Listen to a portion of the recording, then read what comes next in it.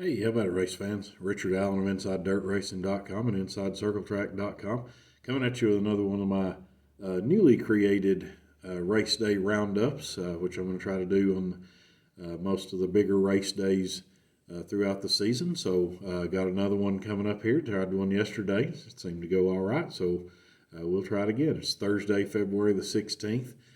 Tonight's race day is going to take place at the Volusia Speedway Park down in Florida. The World of Outlaws Case Construction Late Model Series is going to be back in action for the first time in almost a month. The last time the World of Outlaws raced in a sanctioned points race was back in January when they ran the Sunshine Nationals also at Volusia Speedway Park. So this will only be their third race of the season, and all three of those so far have been contested at Volusia. And they'll have two more. They'll race on Friday and Saturday as well here this weekend. So it'll bring them up to five total races. Got a little odd circumstance, I guess. Devin Moran won both of the races that they had in the Sunshine Nationals back a month ago. But if you check this point standings, he is not the points leader for the World of Outlaws. Chris Madden is. Chris Madden's leading the points over Nick Hoffman, Brian Shirley, Ryan Gustin, and Kyle Bronson.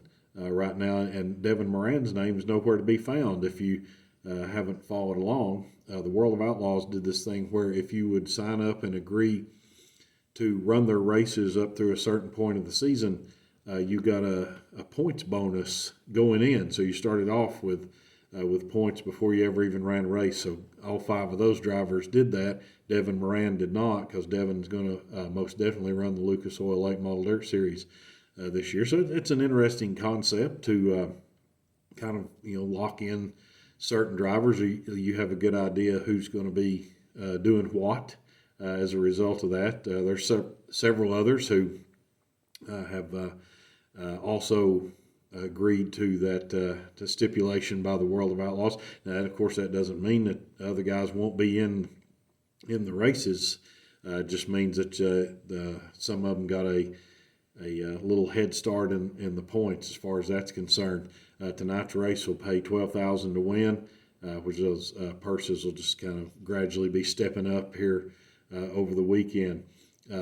Before we go on with that, there have been races at Volusia this week. They just haven't been sanctioned by the World of Outlaws. They've been DIRTcar Nationals late model races.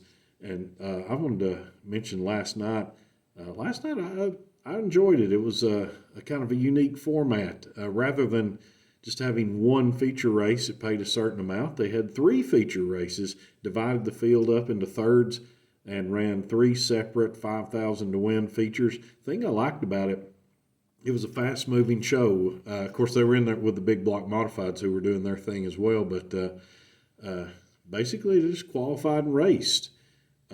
No heat races, no B mains, no last chance showdowns, whatever you want to call them. It was just a qualifying race. But the cool thing about it was that everybody who was on the property got to run a feature.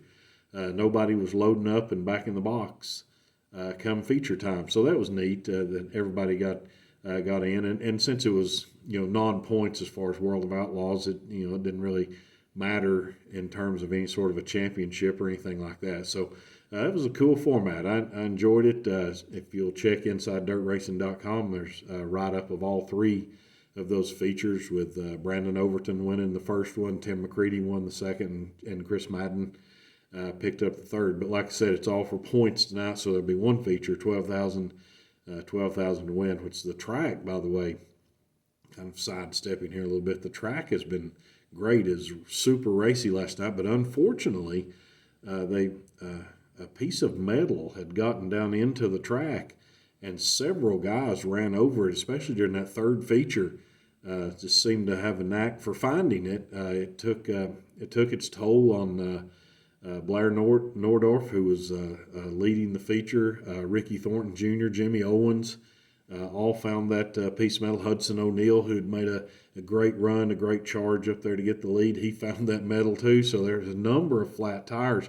Chris Madden was fortunate enough that he was able to avoid that, and that set him up for the win. But it's really good racing. I expect it'll be very good racing tonight as well. So thanks for taking the time to give me a listen, And make sure and subscribe to the YouTube channel, or just continue watching on Instagram or Twitter, wherever you happen to find it. But thanks again. I hope see you at the track.